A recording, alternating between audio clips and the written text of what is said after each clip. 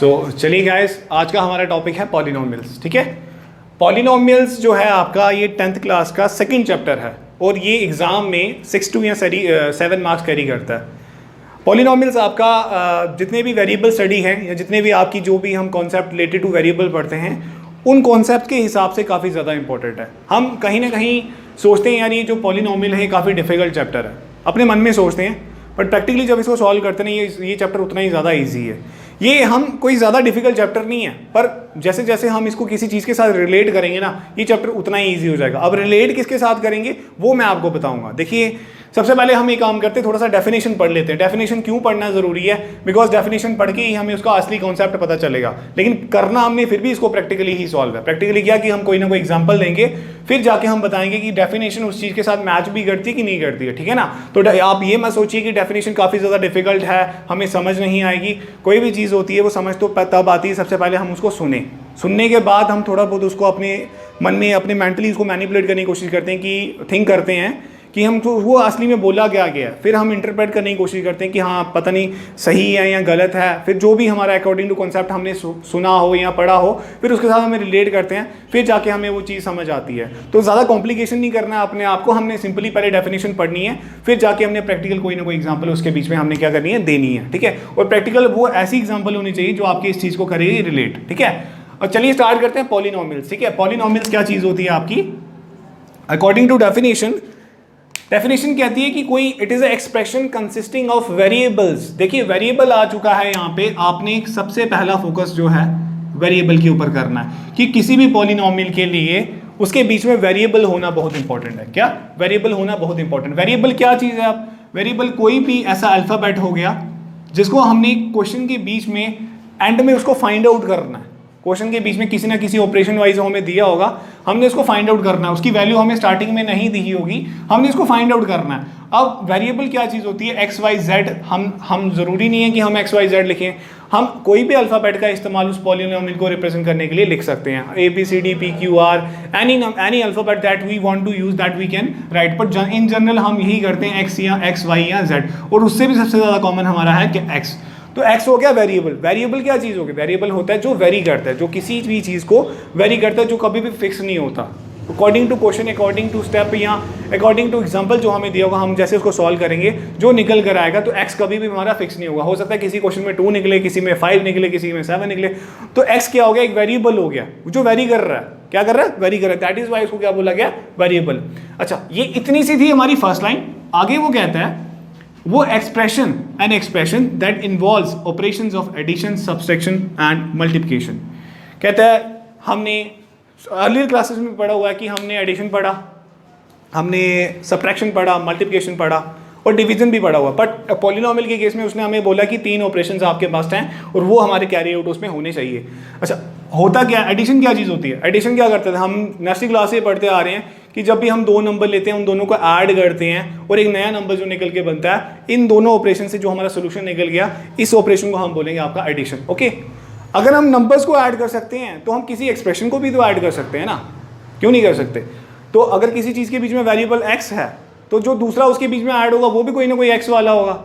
समझ रहे हो ना आप? तो इसका मतलब उसके बीच में एडिशन का ऑपरेशन हम इस्तेमाल कर सकते हैं। जो एक्सप्रेशन हम लिखने जा रहे हैं या जो हम प्रैक्टिकली पढ़ेंगे उसके बीच में एडिशन हो सकती है, सब्ट्रैक्शन भी हो सकती है उसी तरह, और उसी तरह क्या हो सकती है? मल्टीप्लिकेशन।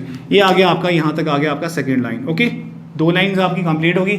चलते हैं थर्ड लाइन की तरफ, जो सबसे लास्ट पॉइंट है और वो सबसे पहला इसको डिफाइन करेगा कि हाँ जो हमने बोला वो एग्जैक्टली सही है या गलत है। ठीक है, लास्ट में वो कहता है non negative integer exponent of the variable. मतलब जो भी उसके बीच में वेरिएबल होगा, लेट सपोज कोई पॉलिनोमियल में लिख देता हूँ यहाँ पे 2x + 1।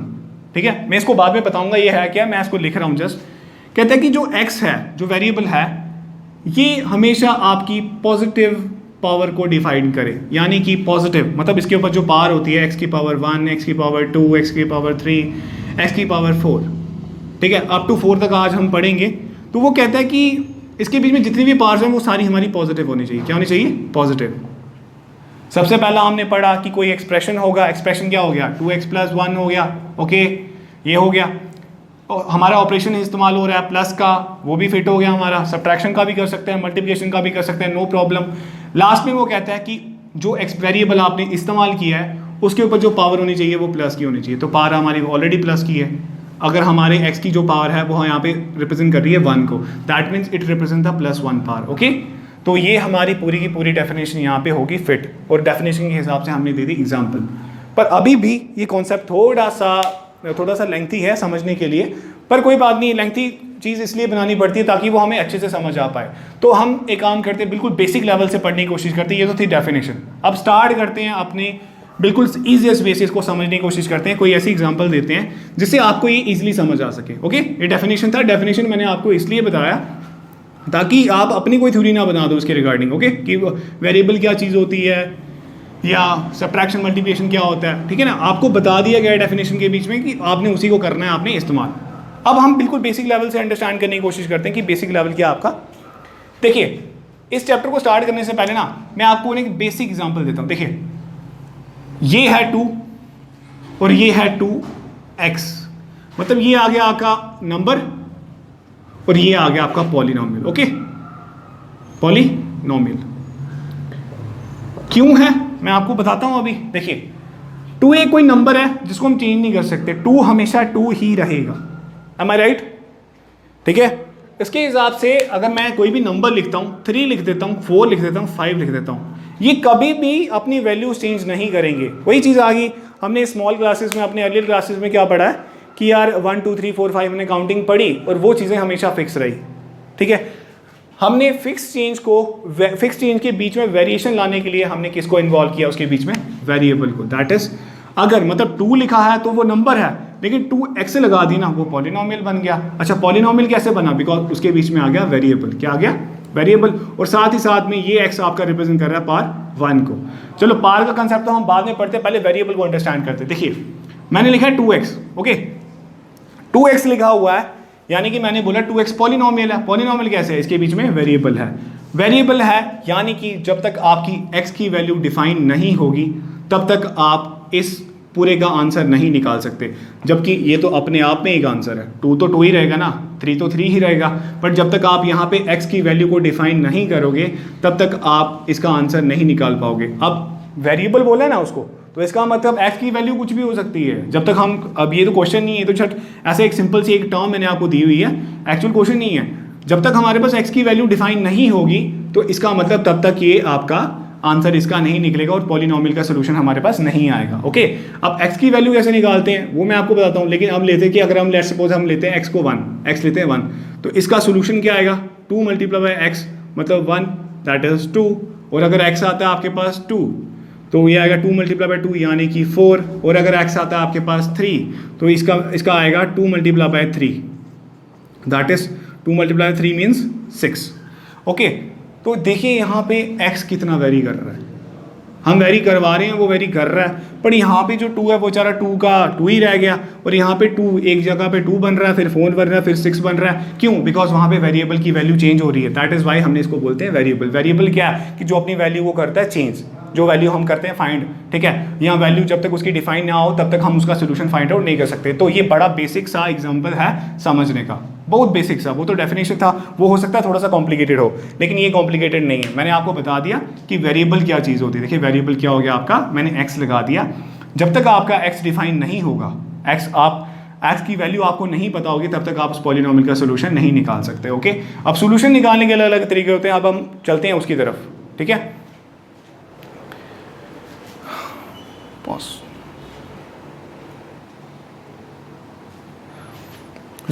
हमने क्या पढ़ा कि जब तक आपका x की वैल्यू डिफाइन नहीं होगा तब तक आपका इसका आंसर नहीं निकला। देखिए, मैंने यहाँ पे 2 को 6 भी बना के दिखाया, 2 को 4 भी बना के दिखाया, और 2 को 2 भी, 2 तो ऑलरेडी 2 है। ओके, अब जब तक अगर मैंने इसको कोई भी नंबर बनाना है तो मैं x की कोई वैल्यू डिफाइन कर दूंगा जिसके हिसाब से इसकी वैल्यू चेंज हो जाएगी। तो मैंने क्या बोला, एक फिक्स वैल्यू को हम चेंज करते हैं with the help of variable.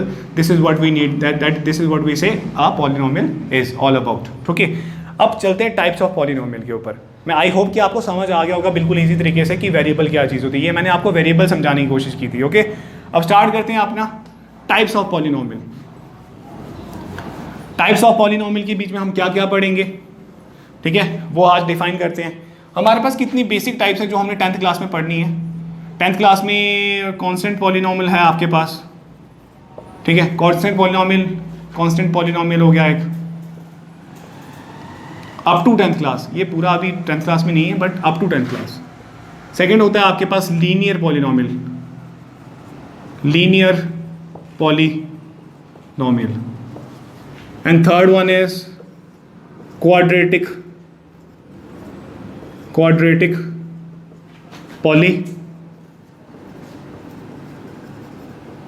polynomial, and fourth one is cubic polynomial,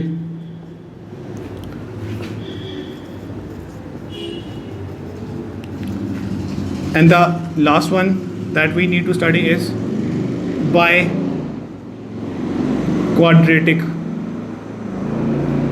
polynomial।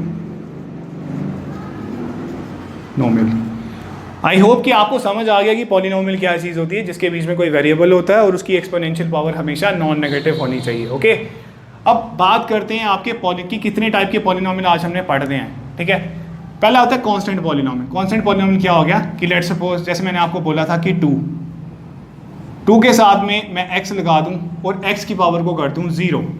क्या कर दिया मैंने? 0। ओके, ये आपका अभी 10th क्लास के बीच में नहीं है बट फिर भी for the reference of the concept we need to understand this thing also.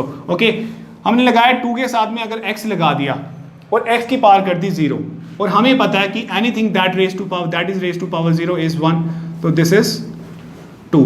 तो 2 into x की power 0 is what? 2। This is what we need to define that this is the constant polynomial। मतलब ये ऐसा polynomial है जो हमेशा constant है, जिसके बीच में वेरिएबल तो है लेकिन उसके बीच में वेरिएबल की वैल्यू क्या है? 0। और जब तक वेरिएबल की वैल्यू 0 रहेगी वो हमेशा कांस्टेंट रहेगा, बिकॉज वो हमेशा 1 से मल्टीप्लाई होगा, because anything raise to power 0 becomes 1। So that is why ये तो आ गया आपका कांस्टेंट पॉलिनोमियल। ठीक है, उनसे ज़्यादा थोड़े से वास्ट लेवल पे जो हमने अंडरस्टैंड करने हैं that is linear polynomial, quadratic, cubic and biquadratic. तो चलिए स्टार्ट करते हैं लीनियर पॉलिनोमियल से। ठीक है, बड़े इजी तरीके से हम आज अंडरस्टैंड करेंगे कि लीनियर पॉलिनोमियल होता क्या है। देखिए, लीनियर पॉलिनोमियल क्या होगा? लीनियर पॉलिनोमियल होता है, इसकी जनरल फॉर्म क्या कहती है? जनरल फॉर्म कहती है linear polynomial is ax plus b where a not equal to 0 and x की पावर 1 मतलब it has a degree of 1। Degree कितनी आई इसकी? 1। a is not equal to 0 and it has 2 terms, generally 2 terms देखिए कितने? 1 और 2। a and b are real numbers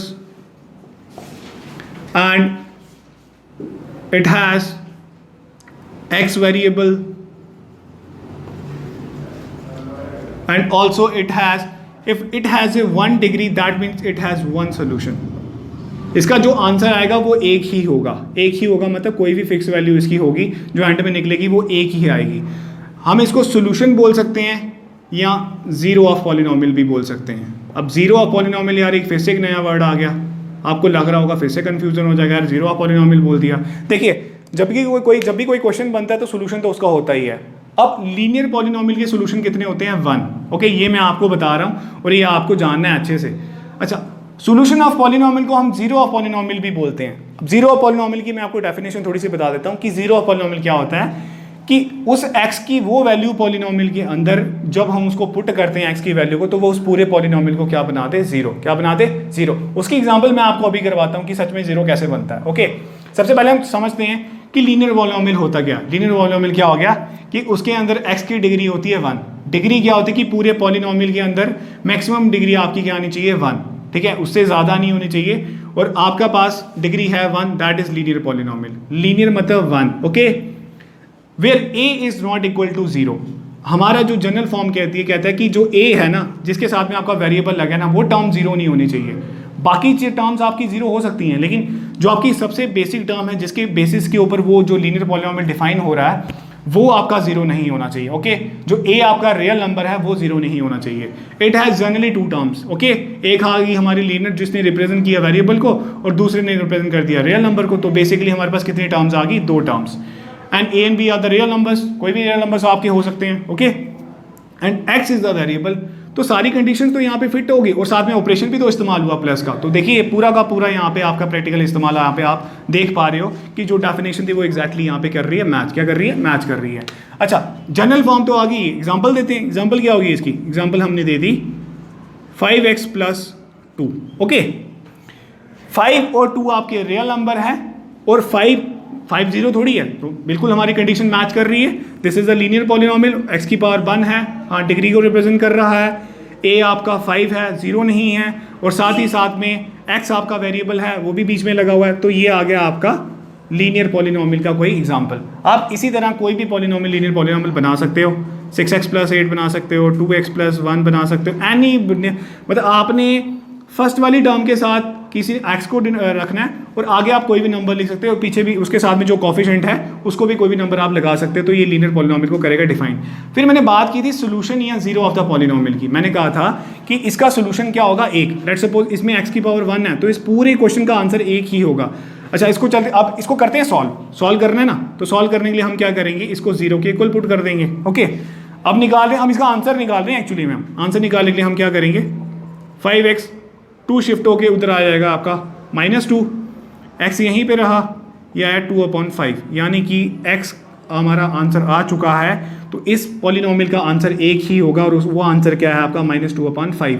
अच्छा, zero, हम इसको जीरो ऑफ द पॉलिनोमियल भी बोलते हैं। मैंने आपको बोला कि x की वो वैल्यू जिससे वो पॉलिनोमियल क्या हो जाए? 0 हो जाए। तो देखिए पुट करके देखते हैं, ये इसका सोल्यूशन है। सोल्यूशन कितने निकलते हैं? Only 1 solution. Linear polynomial has only 1 solution. Okay, and अच्छा, solution zero of the polynomial क्यों बोलते हैं? मैंने कहा कि x की वो वैल्यू जिसको हम उस पॉलिनोमियल में पुट करें और एंड में आपका आंसर निकले 0, तो उसको हम बोलते हैं जीरो ऑफ द पॉलिनोमियल। हमारा आंसर क्या निकला? x = -2/5। मतलब अगर मैं इसको 5x + 2 के बीच में x की वैल्यू ये पुट करता हूँ तो ये आपका 0 आना चाहिए। देखिए ट्राई करते हैं। 5 × 2/5 + 2 = 0, यही पुट करना था हमने। 5 cancel out, -2 + 2 becomes 0, 0 = 0. So that means -2/5 is the zero of the polynomial. -2/5 is the solution of the polynomial. And how many solutions does a linear equation has? A linear polynomial has? It has only one solution. Okay? ये कुछ conditions हैं जो आपने याद रखनी है किसी linear polynomial को represent करने के लिए। इसी तरह आप चलते हैं quadratic polynomial की तरफ। quadratic polynomial होता है जिसकी जो डिग्री होती है या जिसकी जो मैक्सिमम पावर होती है वो होती है 2। ओके, करते हैं अब अपना topic start, that is quadratic polynomial. Okay, quadratic polynomial करते हैं। क्वाड्रेटिक पॉलिनोमियल क्या कहता है आपको?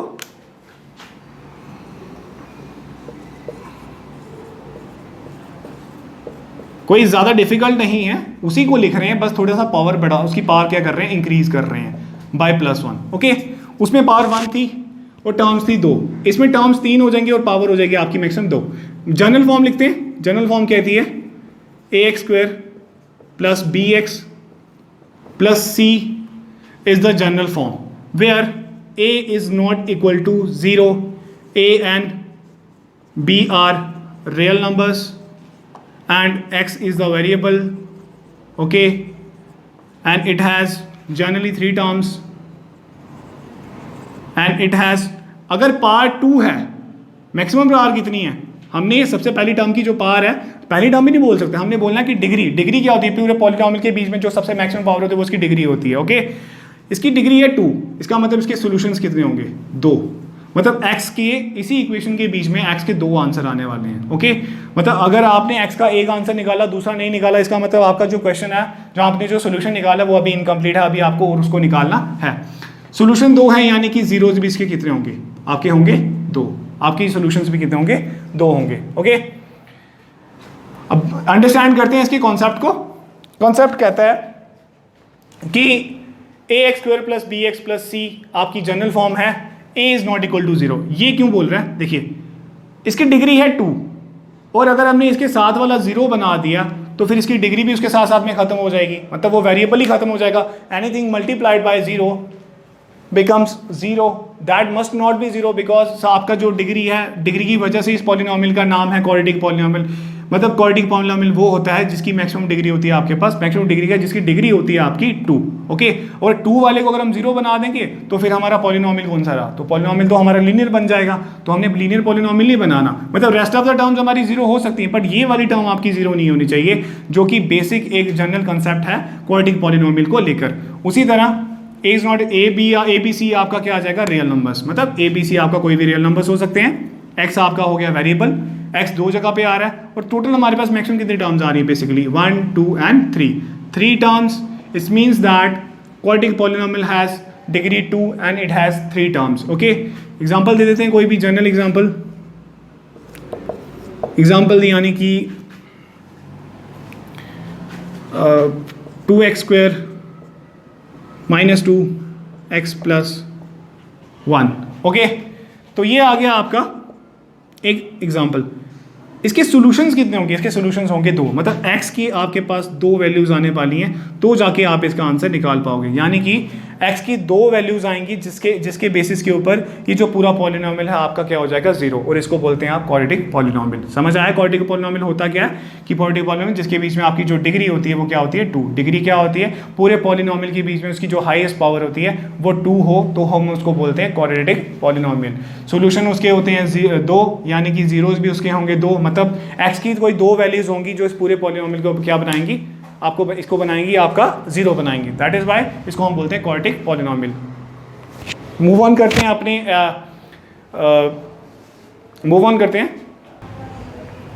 सो ये था आपका क्वाड्रेटिक पॉलिनोमियल। और इस पूरे चैप्टर में अगर हमें सबसे ज़्यादा कोई सॉल्व करना है ना, तो वो हमारा क्वाड्रेटिक पॉलिनोमियल है। क्वाड्रेटिक है और क्यूबिक है।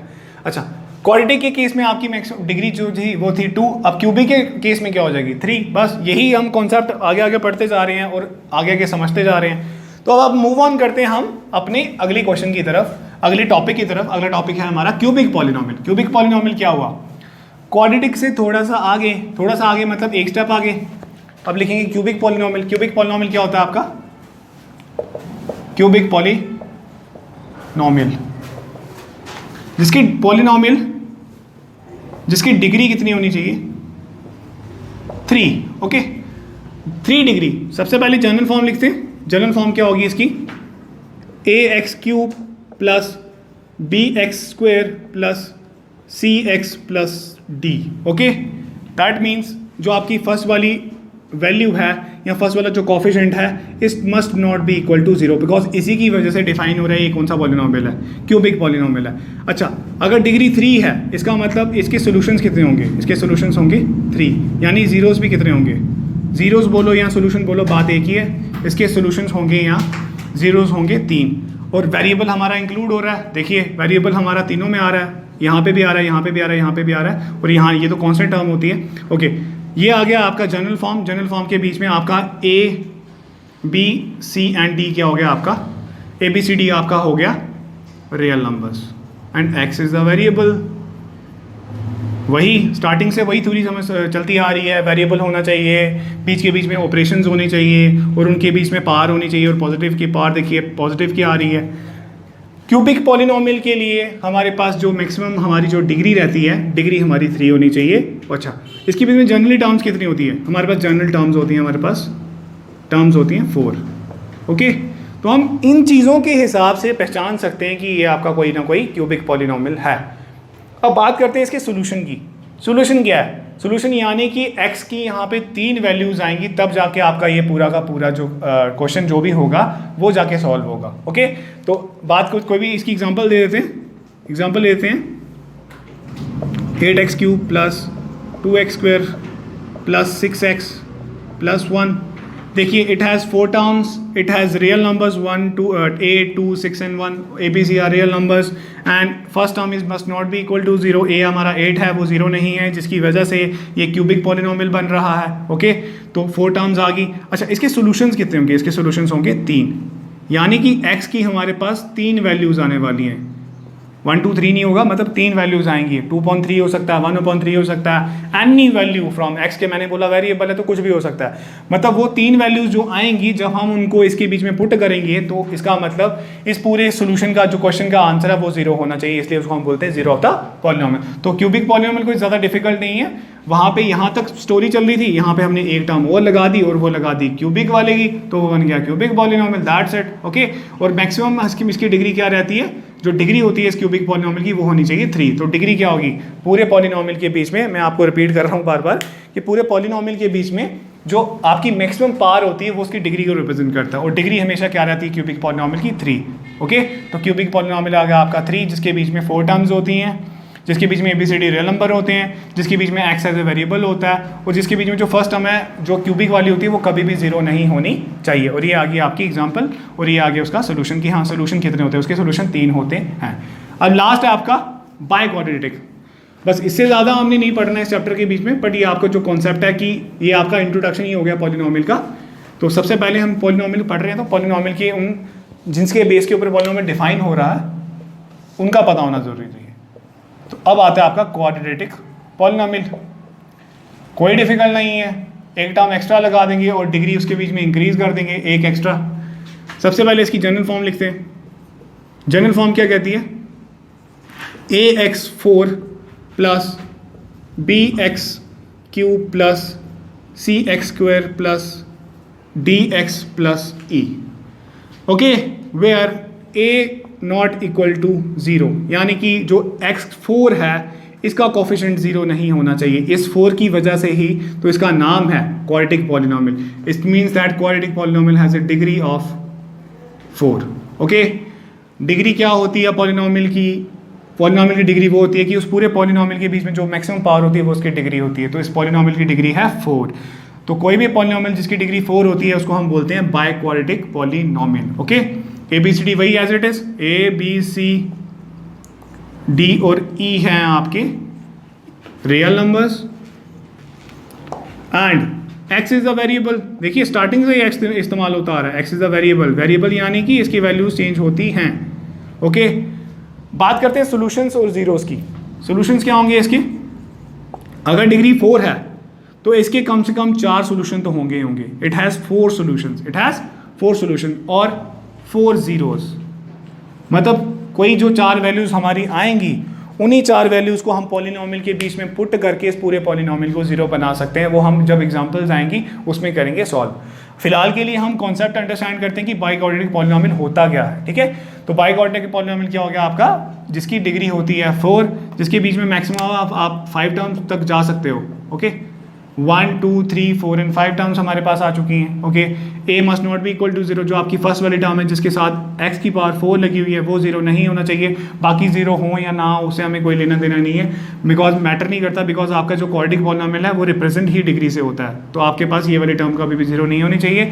x आपका वेरिएबल है, वही स्टार्टिंग में डेफिनेशन में बोला था कि वेरिएबल आपका इंक्लूड होता है, ऑपरेशन भी लग रहा है, प्लस का माइनस का भी लग सकता है, कोई इसमें वो नहीं है, मल्टीप्लिकेशन का भी लग सकता है, बट मेन मैटर करता है आपका डिग्री। तो डिग्री है आपका 4, उसको हम बोलते हैं क्वाड्रेटिक पॉलिनोमियल, और सॉल्यूशन होते हैं इसके 4, मतलब x की 4 डिफरेंट वैल्यूज आएंगी और 4 डिफरेंट उसके क्या होंगे, सॉल्यूशंस होंगे।